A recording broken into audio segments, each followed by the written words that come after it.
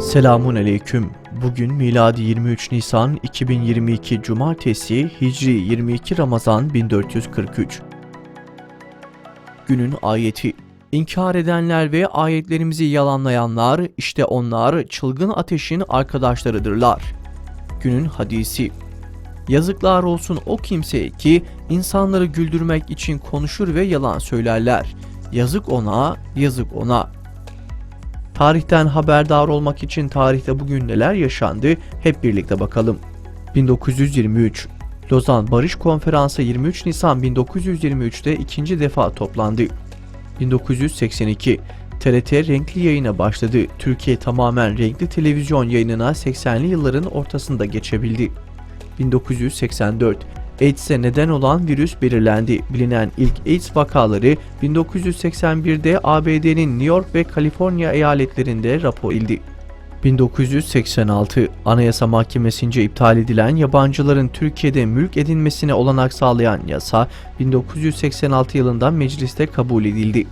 1992 Meksika'nın Guadalajara şehrinde kanalizasyon sisteminde biriken metan gazının patlaması sonucu 250 kişi öldü, 1000'den fazla kişi yaralandı. 1997 Başbakan Yardımcısı Çiller, temel eğitimin 8 yıla çıkarılacağını açıkladı. 28 Şubatçıların halkla ve eğitime verdikleri en büyük zararlardan birisi de 8 yıllık kesintisiz eğitim oldu. MGK'da alınan ve zorla dayatılan kararla eğitim büyük bir yara aldı.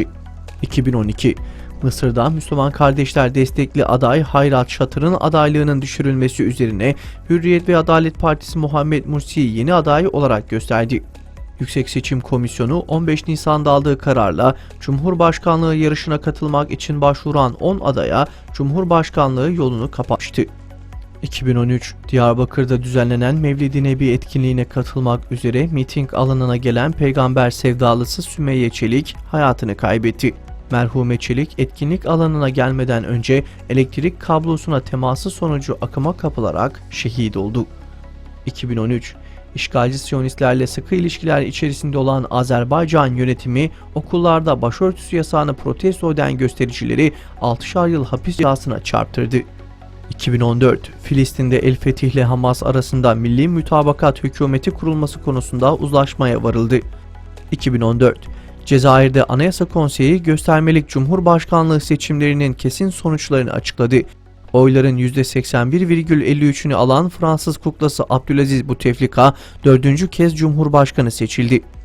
2016 Uluslararası Af Örgütü Nijerya ordusunun Müslüman katliamını raporladı. Raporda Nijerya askerlerinin insanları diri diri yaktığına, binaları harap ettiğine ve ölenlerin cesetlerini nasıl toplu mezarlara gömdüğüne dair olay yerinden toplanan deliller yayınlandı. 2019 dünyadaki en ölümcül hastalıklardan biri olarak bilinen sıtmaya karşı geliştirilen aşı ilk kez Malawi'de denendi. Dünya Sağlık Örgütü sıtma aşısının on binlerce çocuğun hayatını kurtaracak potansiyele sahip olduğunu açıkladı.